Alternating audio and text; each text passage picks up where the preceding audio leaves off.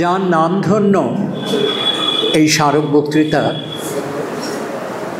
তাকে আমাদের কৈশোরে যৌবনে আমরা বহুবার দেখেছি, শুনেছি, পড়েছি এবং একটা দীর্ঘ সময় জুড়ে শুধু নদী বিশেষজ্ঞ বা নদী বাঁচানোর আন্দোলনের পুরোভাগে যে তার ভূমিকা ছিল তা নয়, নদীকে ঘিরে বৃহত্তর পরিবেশ রক্ষার যে বোধ বা যে চেতনা আজকে সারা পৃথিবীকে তাড়িত করছে নানাভাবে, এবং সেই পরিবেশকে বাঁচানোর আন্দোলন মানুষের স্বাধিকার রক্ষার আন্দোলনের সঙ্গে একান্ত জড়িত হয়ে গেছে।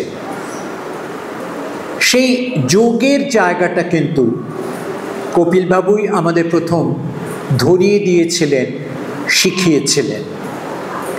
তাই গণতান্ত্রিক অধিকারের কথা, মানুষের স্বাধিকারের কথা যখন বলি, তখন কপিলবাবুর পরিবেশের সঙ্গে মানুষের সংযোগ এবং পুঁজি, রাষ্ট্র ক্ষমতা থেকে পরিবেশকে রক্ষা করে, মানুষের জন্য রক্ষা করে, তাকে সুরক্ষিত করার, সমৃদ্ধ করার দায়বোধ তিনি আমাদের মধ্যে প্রথম সঞ্চারিত করেছিলেন।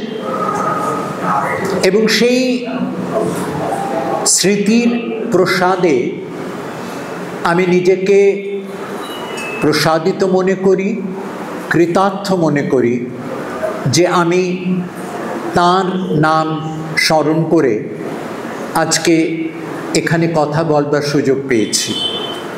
এটা একেবারে প্রথমেই আমার বলে নেওয়া কর্তব্য বলে বোধ হয়েছে। যে বিষয়টা নিয়ে আমি আলোচনা করব, সেখানে ইতিহাস এবং একেবারে এই বর্তমান মুহূর্তে আমাদের দেশে ও সারা পৃথিবী জুড়ে যা ঘটছে সবটাকে জড়িয়ে দেখার একটা চেষ্টা করব। সেই চেষ্টার মধ্যে অনেকটা পুরনো ইতিহাসের কথা থাকবে, তার অনেকটা হয়তো আপনাদের জানা,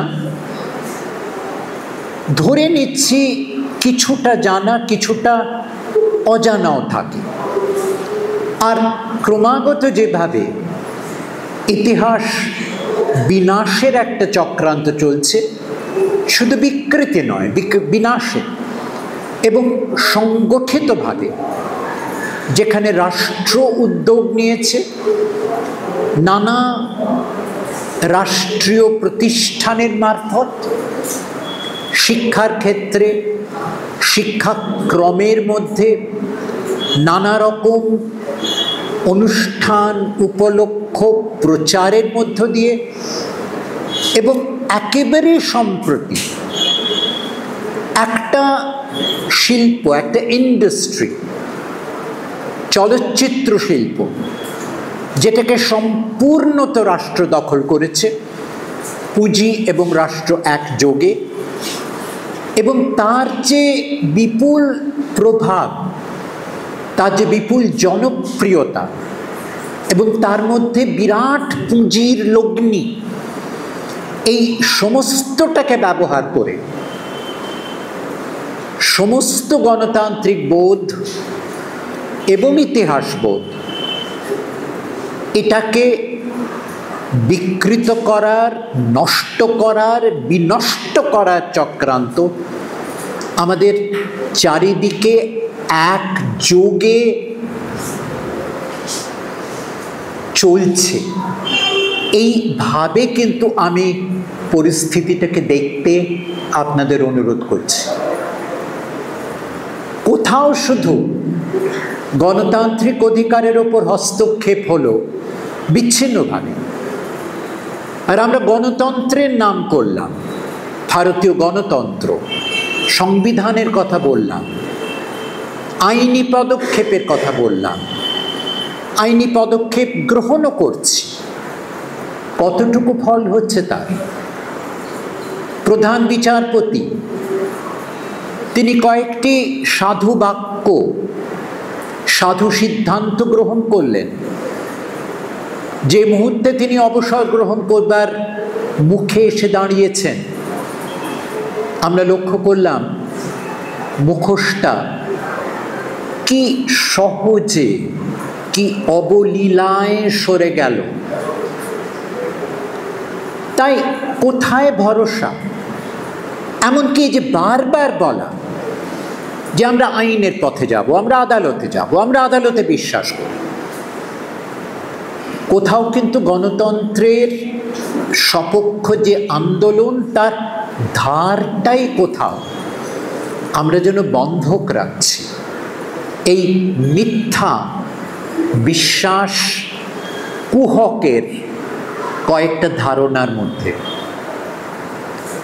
তাই এইখানে সে যেভাবে আমরা পৌঁছেছি, যে দীর্ঘ পথ ধরে এসে পৌঁছেছি, এবং যে ইতিহাসটাকে আড়াল করে সরিয়ে মুছে দেওয়া হয়, সেই ইতিহাসটাকে আমি খানিকটা, আমার যেটুকু কথা আমি বলবো তার অর্ধেকটা আমি একটু পুরনো ইতিহাসে যাব। ধৈর্য ধরবেন, পরবর্তী অংশে যখন আসব দেখবেন যে সেই ইতিহাসটায় আরেকবার পুনরবগাহন করার কেন এই প্রয়োজন, কেন বারবার প্রয়োজন। আমি আপনাদের স্মরণ করিয়ে দিই, 1899 সালের 31শে ডিসেম্বর মধ্যরাত্রের ঘণ্টাখানেক আগে 19বিংশ শতাব্দী শেষ হচ্ছে যে মুহূর্তে, তার ঘণ্টাখানেক আগে, মাত্র ঘণ্টাখানেক আগে, রবীন্দ্রনাথ একটা কবিতা লিখছেন।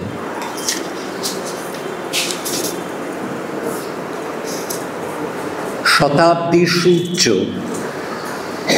আজি রক্ত মেঘ মাঝে অস্ত গেল, হিংসার উৎসবে আজি বাজে অস্ত্রে অস্ত্রে মরণের উন্মাদ রাগিনী ভয়ঙ্করী দয়াহীন সভ্যতা নাগিনী তুলেছে কুটিল ফনা চক্ষের নিমিষে গুপ্ত বিষদন্ত তার ভরি তীব্র বিষে স্বার্থে স্বার্থে বেঁধেছে সংঘাত লোভে লোভে ঘটেছে সংগ্রাম প্রলয় মন্থন ক্ষোভে ভদ্রবেশী বর্বরতা উঠিয়াছে জাগি পঙ্কসজ্জা হতে লজ্জা শরম ত্যাগী জাতি প্রেম নাম ধরি প্রচণ্ড অন্যায় ধর্মের ভাসাতে চাহে বলের বন্যায়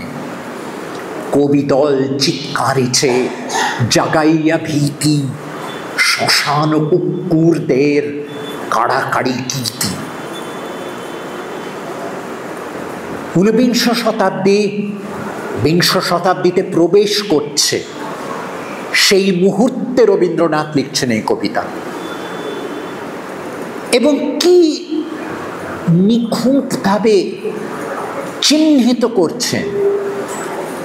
স্বার্থে স্বার্থে বেঁধেছে সংঘাত, লোভে লোভে ঘটেছে সংগ্রাম, আর তারই মধ্য থেকে, সেই স্বার্থ আর লোভ থেকে, পুঁজির স্বার্থ পুঁজির লোভ থেকে লজ্জা শরম ত্যাগী জাতি ধর্ম নাম ধরি প্রচণ্ড অন্যায় ধর্মের ভাসাতে চাহে বলের বন্যায়। প্রথম মহাযুদ্ধের 14 বছর আগে রবীন্দ্রনাথের উচ্চারণ, সেই রাত্রেই লিখছেন স্বার্থের সমাপ্তি অপঘাতে অকস্মাৎ পরিপূর্ণ স্ফীতি মাঝে দারুণ আঘাত বিদীর্ণ বিকীর্ণ করি চূর্ণ করে তারে। কালো ঝঞ্ঝা ঝঙ্কারিত দুর্যোগ আধারে একের স্পর্ধারে কভু নাহি দেয় স্থান। দীর্ঘকাল নিখিলের বিরাট বিধান। স্বার্থ যত পূর্ণ হয়, লোভ ক্ষুধানল তত তার বেড়ে ওঠে। বিশ্ব ধরাতল আপনার খাদ্য বলি, না করি বিচার জঠরে পুরিতে চায়। বিভৎস আহার বিভৎস ক্ষুধারে করে নিদয় নীলাজ। তখন গর্জিয়া নামে তব রুদ্রবাজ। ছুটিয়াছে জাতি প্রেম মৃত্যুর সন্ধানে, বাহি স্বার্থ তরি গুপ্ত পর্বতের পানে। রবীন্দ্রনাথের ভবিষ্যৎবাণী।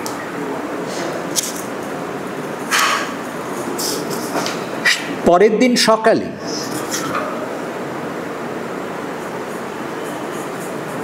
লিখছেন, শুধু ইতিহাসের হাতে ছেড়ে দেন না রবীন্দ্রনাথ, তোমার ন্যায়ের দণ্ড প্রত্যেকের করে অর্পণ করেছ নিজে। প্রত্যেকের পরে দিয়েছ শাসন ভার। হে রাজাধিরাজ, সে গুরু সম্মান তব সে দুরূহ কাজ।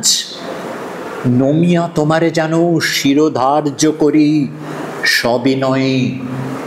তব কার্যে যেন নাহি ডরি কভু কারে। ক্ষমা যেথা ক্ষীণ দুর্বলতা, হে রুদ্র নিষ্ঠুর যেন হতে পারি তথা তোমার আদেশে।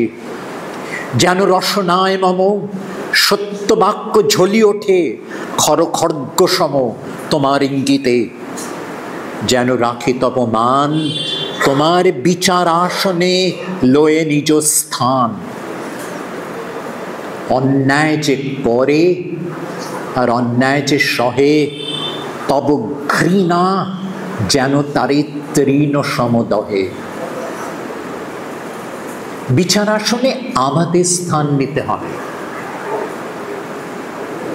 রাষ্ট্র নিযুক্ত পুঁজি নিযুক্ত পুঁজি দাস বিচারকদের বিশ্বাস করে ওই মামলা মোকদ্দমায় খেলায় চলে গেলে আরো খরচ।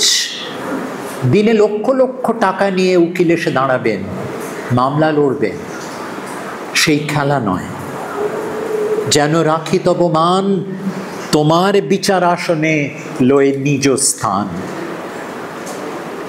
তার একটা কবিতা পড়ে ওই একই নৈবেদ্য বইতে, ওই কটা দিনের মধ্যে। চিত্ত যেথা ভয়শূন্য, উচ্চ যেথা শির, জ্ঞান যেথা মুক্ত।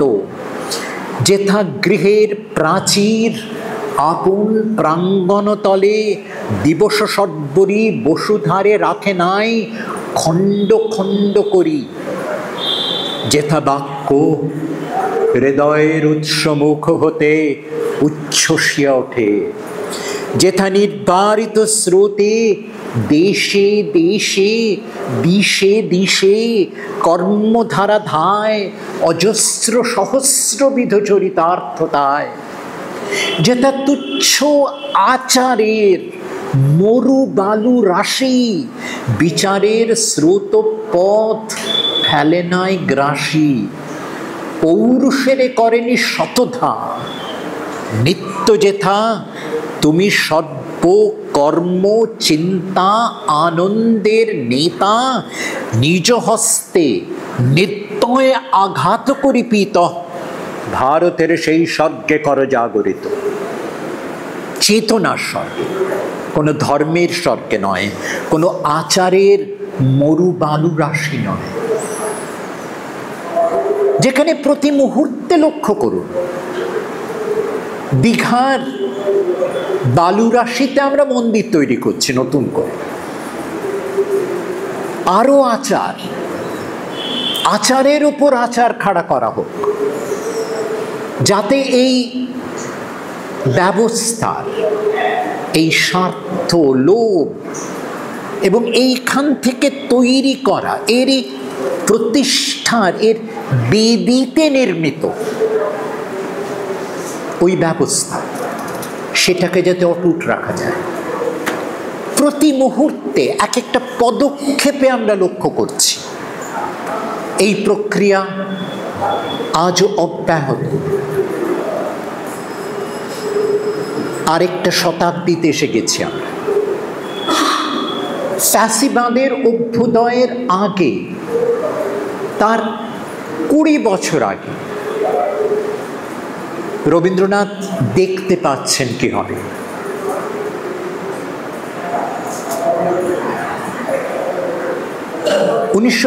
সালের অক্টোবরে বলা যায় ফ্যাসিবাদের ঐতিহাসিক অভ্যুদয়, উত্থান, যদি কোনো সময়কে নির্দিষ্ট করতেই হয়। আপনারা সবাই জানেন কিনা জানি না, আমি যেহেতু ভাষা, সাহিত্য, বইপত্র নিয়ে কার্যাপ্যার করি, ঘাঁটাঘাঁটি করি, যে ফ্যাসিস্ট শব্দটা আমরা আজকে ব্যবহার করি, ফ্যাসিবাদের কথা বলি, একেবারে উৎস কথাটা খুব মজার। ফাসেস বলে একটা ইতালিতে শব্দ, ইতালীয় ভাষায় শব্দটার মানে হলো, খুব সহজ মানে, গাঁটে বাঁধা একগুচ্ছ মোটা লাঠি, ছোট লাঠি, এটা গাঁট করে বাঁধা, পেটানোর জন্য, মারবার জন্য, অত্যাচার করার জন্য।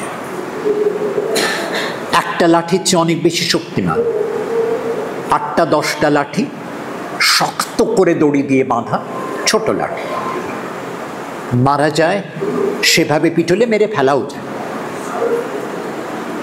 এই অস্ত্রটার নাম হচ্ছে ফাসেস।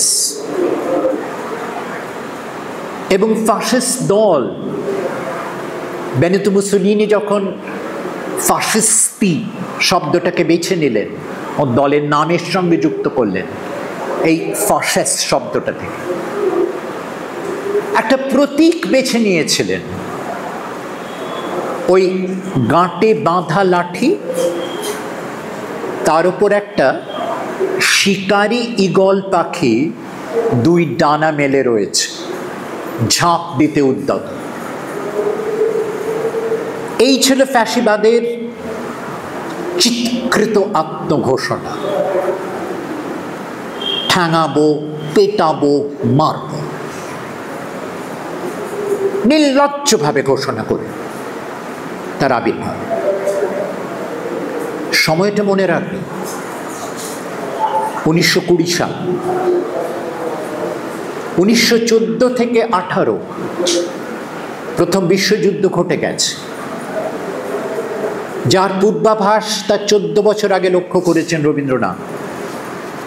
অক্ষরে অক্ষরে তাই ঘটেছে প্রথম বিশ্বযুদ্ধে। স্বার্থে স্বার্থে বেঁধেছে সংঘাত, লোভে লোভে বেঁধেছে সংগ্রাম, এবং জাতি প্রেম মাথা চাড়া দিয়ে উঠেছে।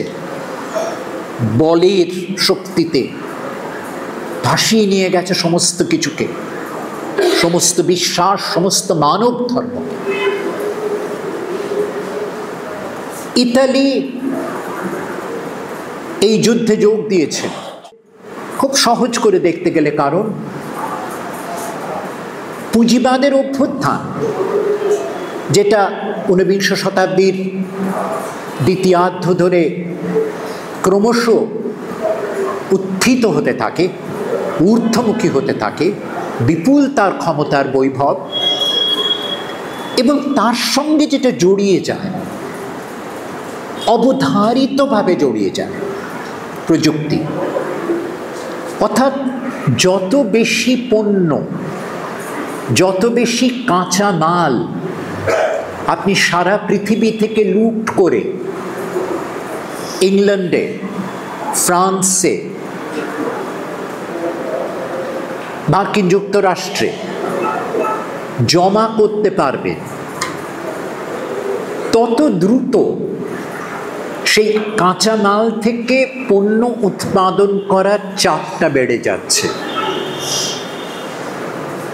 যন্ত্রায়ন চাই,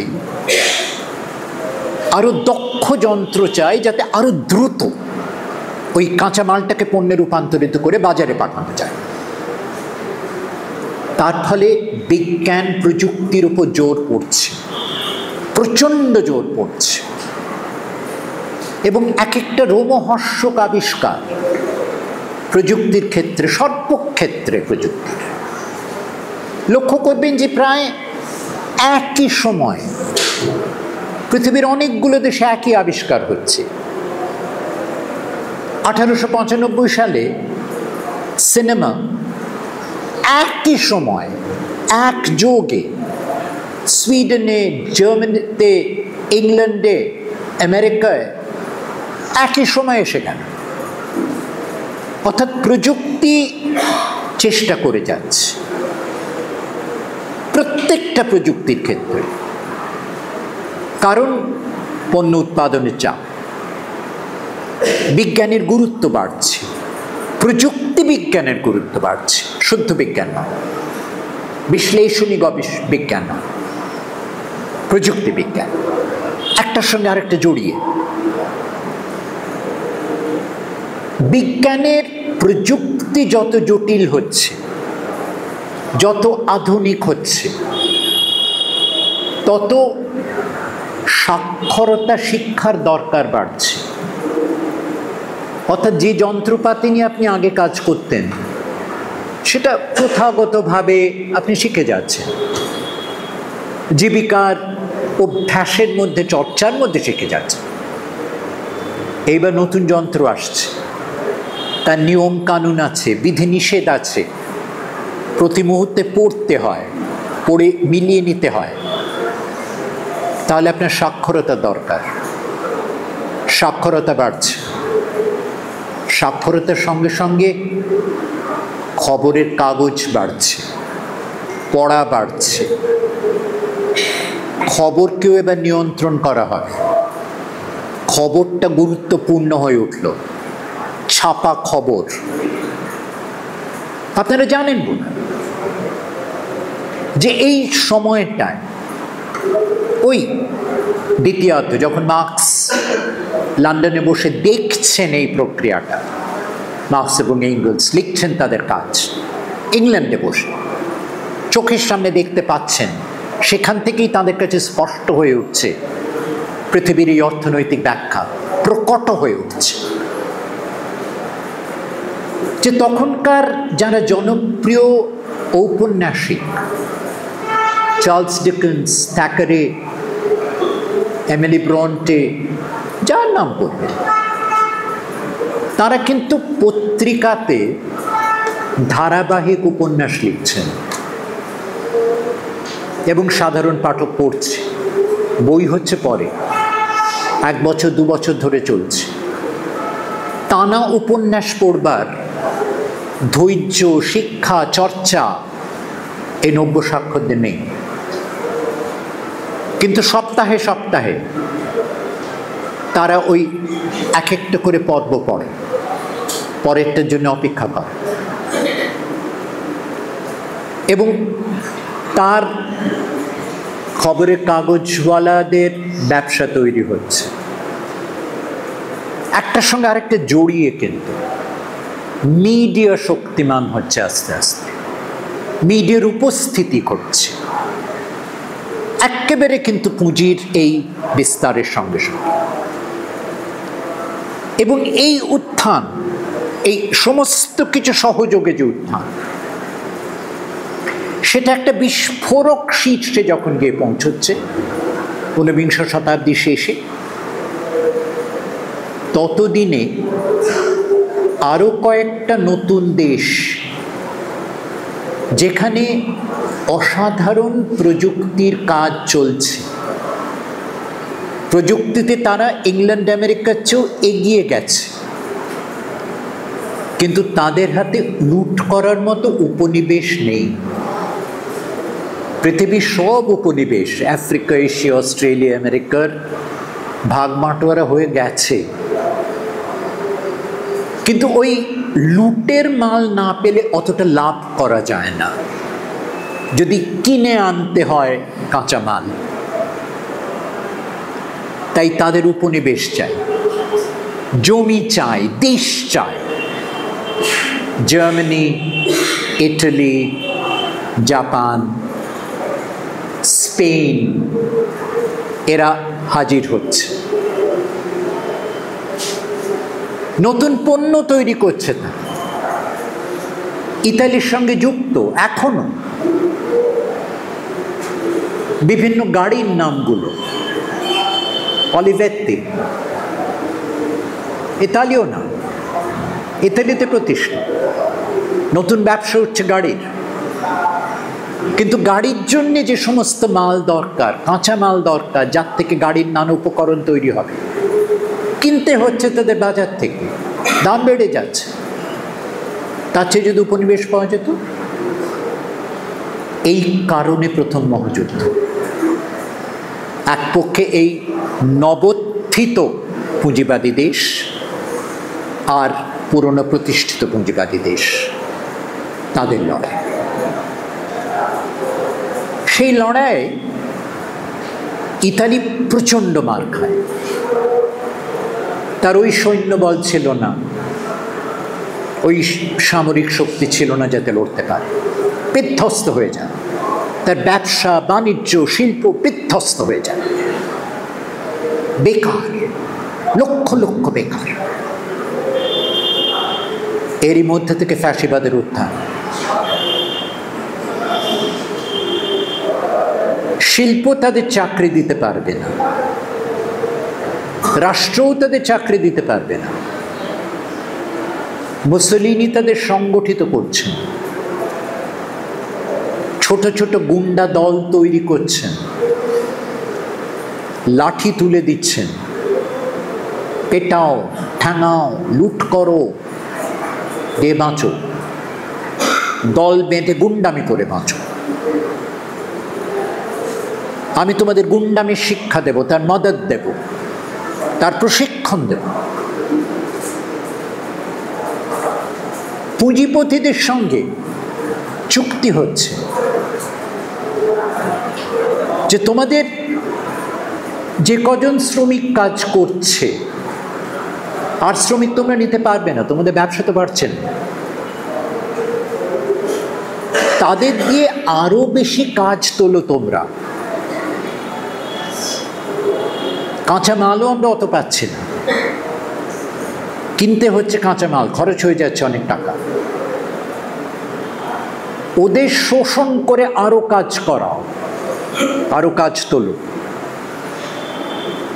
ওরা কোনো দাবি করলে, ওরা অধিকার চাইলে আমার ফ্যাসিস্ট গুন্ডাদের লেলিয়ে দেব, ঠেঙিয়ে ঠান্ডা করে দেবে, যত পারো কাজ আদায় করে না। পুঁজিপতিরা টাকা ঢালছে মুসলিনের তহবিলে, ফ্যাসিস্ট পার্টির তহবিলে। এইভাবে কিন্তু ফ্যাসিস্ট তন্ত্র তৈরি হয়। পুঁজির প্রয়োজনে, পুঁজির দাবিতে একটা সংগঠিত হাইফেন অসংগঠিত গুন্ডা দল, একদিকে অসংগঠিত, তাদের কোথাও কোনো দায় দায়িত্ব কিচ্ছু নেই, অসংগঠিত। আরেকদিকে সংগঠিত, কারণ এই ফ্যাসিস্ট নেতৃত্ব তাদের সহায়, তাদের সাহায্য করবে, পুঁজির কাছ থেকে টাকা এনে তাদের দেবে। 20 সালে অক্টোবর মাসে মুসলিনি এদের ডাক দিলেন, ছোট্ট দেশ ইতালি, গোটা 14-15টা বড় শহর, সেই প্রত্যেকটা শহরে তোমরা জমায়েত করো একটা নির্দিষ্ট দিনে, নির্দিষ্ট সময়ে। তোমরা শোভাযাত্রা করে, মিছিল করে রোমে এসো। উনি বসে আছেন ফ্লোরেন্সে, তোমরা রোমে যাও, রাজাকে ঘেরাও করো, রাজাকে ঘেরাও করে দাবি করো যে মুসোলিনিকে দেশের সর্বময় কর্তৃত্ব দেওয়া হোক। সারা দেশ থেকে অসংখ্য মিছিল রোমে জমায়েত হয়, রাজপ্রাসাদ ঘেরাও করে, সারাদিন ঘেরাও করে রাখে। রাত্রে টেলিফোনে রাজা মুসোলিনিকে বলেন আপনি চলে আসুন। ট্রেনে মুসোলিনি রাতের ট্রেনে চড়ে সকালে আসেন, রোমে পৌঁছন। প্রথমে প্রধানমন্ত্রীর পদ, কোনো নির্বাচন নেই, কিচ্ছু নেই। ওই ফাশেস হাতে, ফাশেস্তে সজ্জিত, ফাশেসে সশস্ত্র গুন্ডা বাহিনী শাসনকে উঠে দেয়। মুসোলিনি পৃথিবীর প্রথম ফ্যাসিস্ট একনায়ক।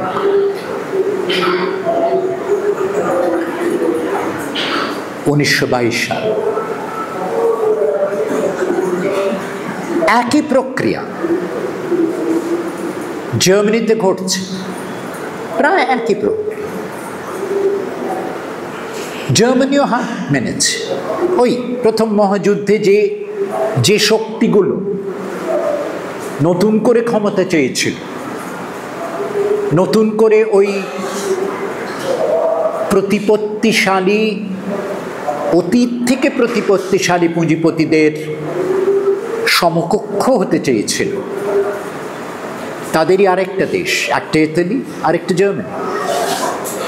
বিজ্ঞানে ধুরন্ধর, বিজ্ঞানে প্রযুক্তিতে সুউচ্চে এখনো।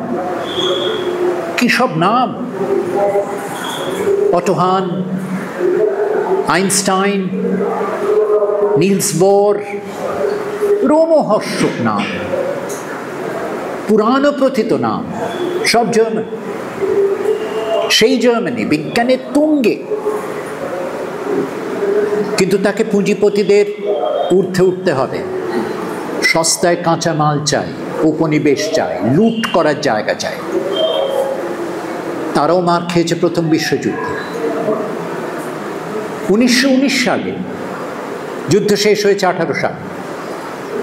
প্রচণ্ড বেকারি জার্মানিতে, সংকট জার্মানিতে। বিশ্বযুদ্ধের হারে পরে তো ঘটবে।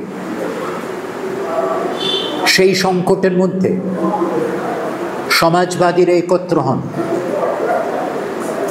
একটা সমাজতান্ত্রিক ফ্রন্ট তৈরি কর। রাজতন্ত্রের পতন ঘটে। জার্মানিতে প্রথম, জার্মানির ইতিহাসে প্রথম প্রজাতন্ত্র হয়। টেকেনি বেশি। নভেম্বর মাসে পতন, মে মাসে শেষ। সৈন্যবাহিনীরও একটা অংশ এর সঙ্গে যোগ দিয়েছিল এই গণতান্ত্রিক প্রয়াসে। ওই একইভাবে গুন্ডা বাহিনী, সংগঠিত অসংগঠিত গুন্ডা বাহিনী। ততদিনে ইতালিতে দখল নিয়েছেন মুসোলিনি। একটা প্রতিমান প্রতিষ্ঠিত হয়েছে, সেটাকে অনুসরণ করছেন হিটলার। তাই 1919 সালে একটা বামপন্থী শোভাযাত্রা, যার পুরোভাগে অসামান্য দিগদর্শী দার্শনিক দুই নেতা নেত্রী, কার্ল লিবনেক্সট এবং রোজা লুক্সেমবুর্গ,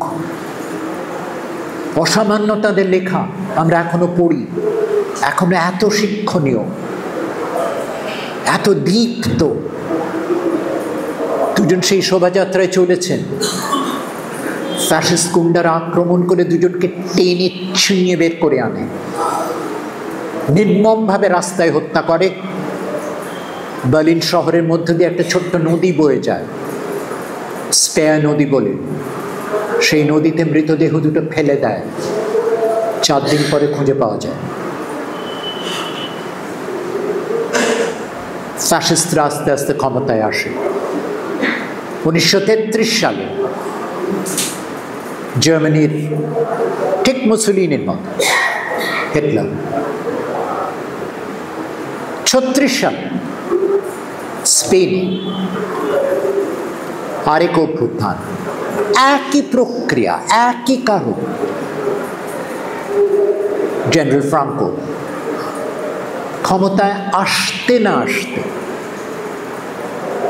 হত্যা করেন কবি ফেদেরিকো গার্সিয়া লোরকাকে নির্মমভাবে। তার মৃতদেহ কোনোদিন খুঁজে পাওয়া যায়।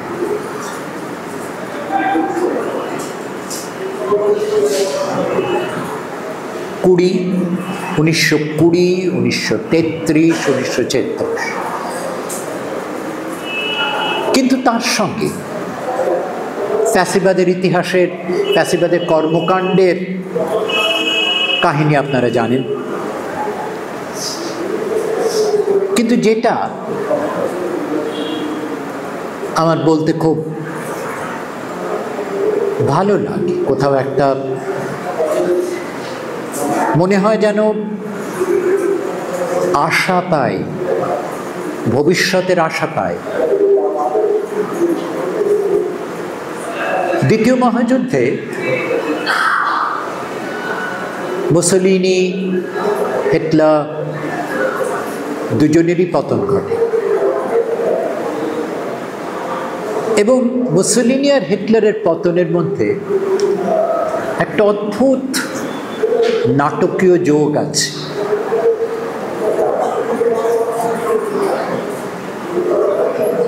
ইতালিতে মিত্রপক্ষীয় শক্তিরা তখন ইতালি দখল করে ফেলেছে। জার্মানরা ইতালিতে মুসোলিনিকে মদদ দিয়েছিল। জার্মানরা মুসোলিনিকে দেশত্যাগে সাহায্য করছে। মুসোলিনি ক্ষমতাচ্যুত, প্রায় বছরখানেক লুকিয়ে আছে। 1945 সালে, দ্বিতীয় মহাযুদ্ধের শেষ বছর, চলছে তখনও বিশ্বযুদ্ধ। মুসোলিনি পালাচ্ছেন একটা জার্মান গাড়িতে করে, বড় গাড়ি। জার্মান সৈন্যরা আছে, প্রায় ইতালির সীমান্তে এসে পৌঁছে গেছে। একটা গ্রামটা কমিউনিস্ট গেরিলাদের অধিকারে। জার্মানরা যদি দেশ ছেড়ে চলে যায় তাদের গাড়ি নিয়ে, ওরা বাধা দেবে না। বিদেশি আমাদের দেশে এসেছিল, চলে যাচ্ছে, চলে যাক। কিন্তু কে একটা সন্দেহ হয় গেরিলাদের, বলে গাড়িটা খানা তল্লাশি করবে, দাঁড় করায়। আবিষ্কার করে যে 4 জন জার্মান সৈন্যের সঙ্গে গাড়ি চালকও আছে, ভেতরে মুসোলিনি এবং তার বান্ধবী ক্লারেত্তা পেত্তাচ্চি। ওরা টেনে বার করেন দুজনকে, যে ওদের যেতে দেব।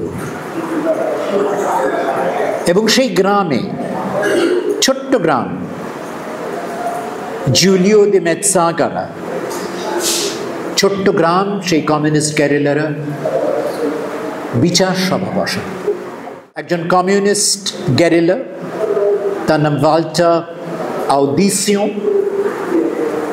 তিনি গুলি করে, জনাদেশে গুলি করে মুসোলিনিকে হত্যা করেন এবং তার স্ত্রীকে।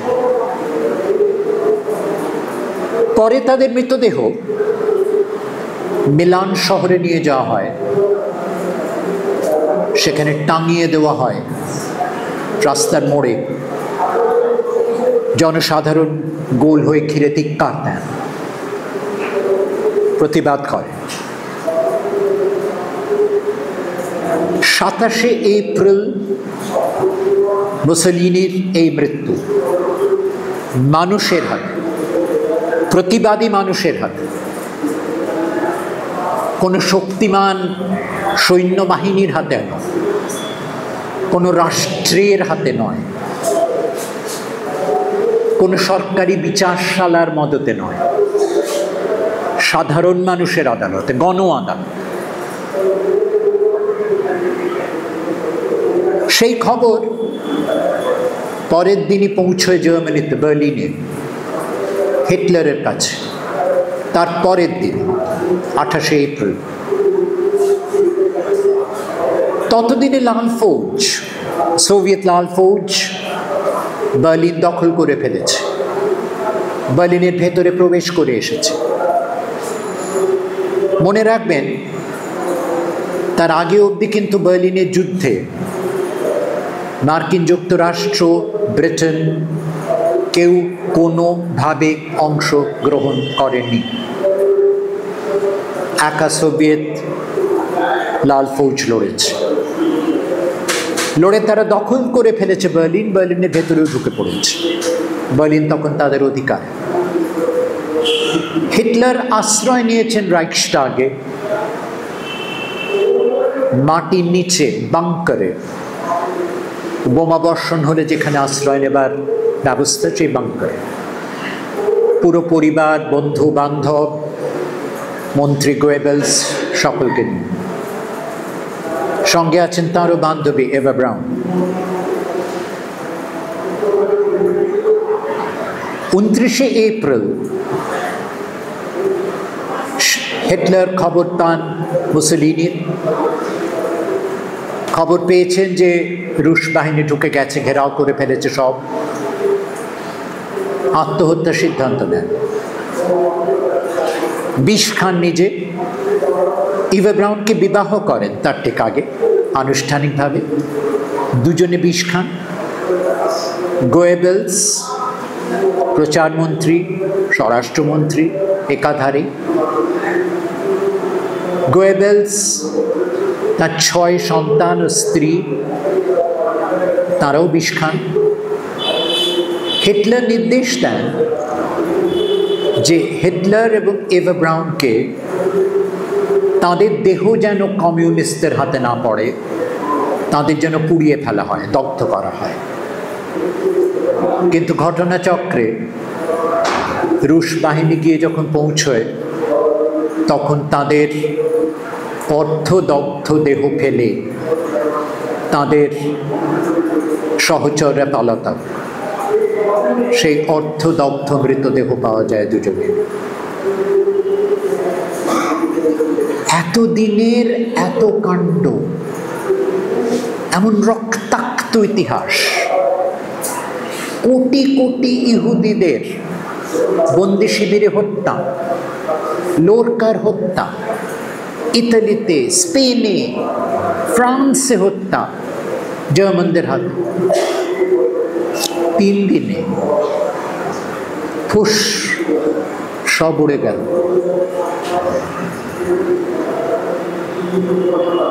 এবং জনরোষে মানুষের আন্দোলন, যে কথা রবীন্দ্রনাথ বলেছিলেন যে ন্যায়ের দণ্ড আমাদের হাতে, কোন ঈশ্বরের হাতে না।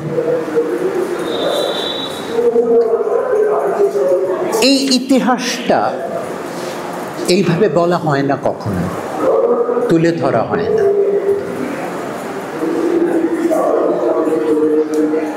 এইটাকে আমি স্মরণ করতে বলি, বারবার চেষ্টা করি স্মরণ করার।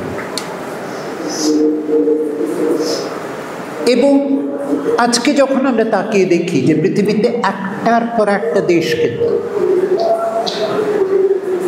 আবার সেই ফ্যাসিবাদের পথ ধরছে, এইবার কিন্তু আরো কয়েকটা জিনিস যার প্রবণতাগুলো আমরা লক্ষ্য করেছিলাম ওই ইতিহাসে, যার সূচনা সূত্রগুলো আমরা লক্ষ্য করেছিলাম ওই ইতিহাসে, সেগুলো এতদিনে আরো পাকাপোক্ত, আরো জমজমাট। পুঁজি, রাষ্ট্র, এইগুলো এক একটা লাঠি আজকে, এবং সবগুলো গাঁটে বাঁধা একটার সঙ্গে আরেকটা। পুঁজি চালনা করে রাষ্ট্রকে কি কুৎসিত প্রকটভাবে।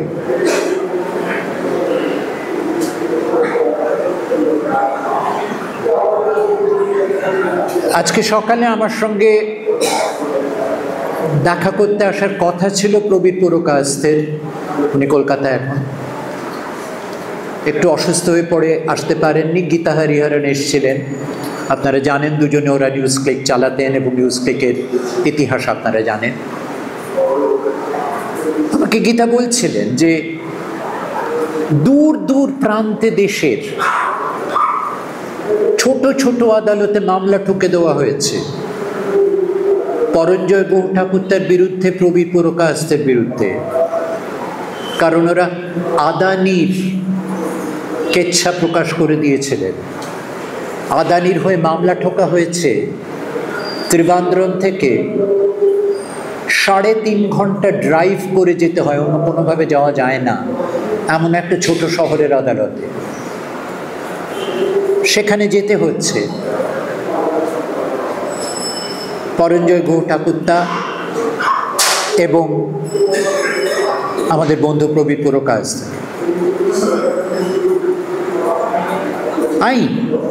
আইনই বলে চলে, সবই চলে, আইনে প্রশ্রয় দেয়। জওহরলাল নেহরু বিশ্ববিদ্যালয়ে আমার প্রত্যক্ষ ছাত্র উমর খালিদ 2 বছরের উপর হয়ে গেল বিনা বিচারে আটক। সে নাকি মারাত্মক বিপজ্জনক, তাকে একদিনের জন্য বের করতে দেওয়া যায় না। 7 দিনের সামান্য প্যারোল পেয়েছে, কিন্তু আজীবন কারাদণ্ডে দণ্ডিত ধর্ষক আসারাম 17টা প্যারোল পেয়েছে। যে কজন ধর্মগুরু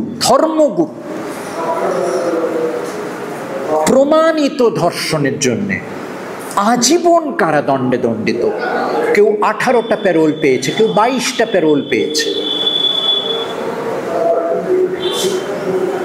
এ কি বিচার ব্যবস্থা! নীলাজ, নিদয়, রবীন্দ্রনাথের ভাষা। তাই কোথাও যদি এই 5-5টা ছোট ব্যাটন, ছোট লাঠি, আইন আদালত, পুঁজি, রাষ্ট্র ওরফে প্রশাসন বা শাসন, যাই বলুন,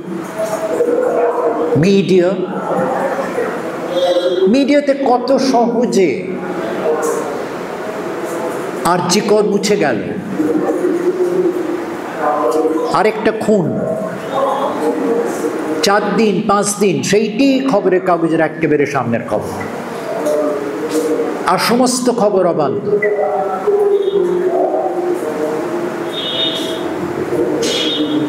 তাই কোথাও সজাগ, সচল, ক্রমাগত আন্দোলন কপিল বাবুরা যে 72 সালে শুরু করেছিলেন, সেই আন্দোলন প্রতিনিয়ত, প্রতি মুহূর্তে চালু রাখা এবং এই কথাগুলো বলা। যদি এটা জাতীয়তা বিরোধী হয়, জাতীয়তা বিরোধী বা আমরা জাতি প্রেম নাম ধরি প্রচন্ড অন্যায়, আমরা সেই অন্যায়ের নিন্দা করি, প্রতিবাদ করি। এবং আজকে গণতান্ত্রিক অধিকার রক্ষা করতে গেলে গণতন্ত্র আছে, আর গণতন্ত্রের চৌহদ্দির মধ্যে আমরা একটু ছোটখাটো কাজ করে যাব, রবীন্দ্রনাথের ভাষায় কবিদল চিৎকারিছে ভীতি, ওই কবিদলের চিৎকারিত ভীতিতে কিছু হবে না।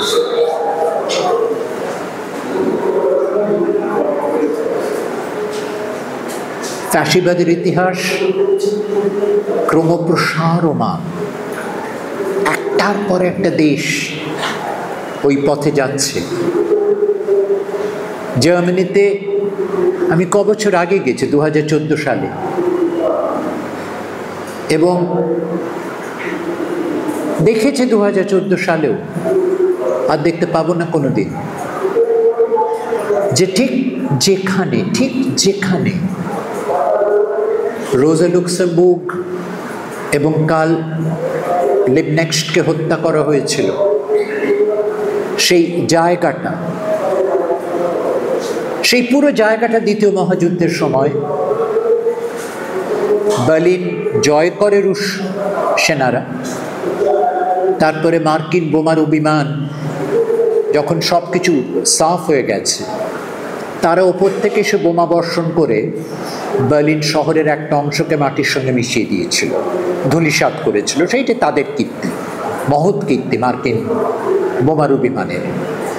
তাতে এই অংশটা পুরোপুরি মাটির সঙ্গে মিশে যায়। এবং ঠিক সেইখানে, যেখানে ওদের হত্যা করা হয়েছিল, তার ঠিক পেছনে ছিল জার্মান কমিউনিস্ট পার্টির সদর দপ্তর।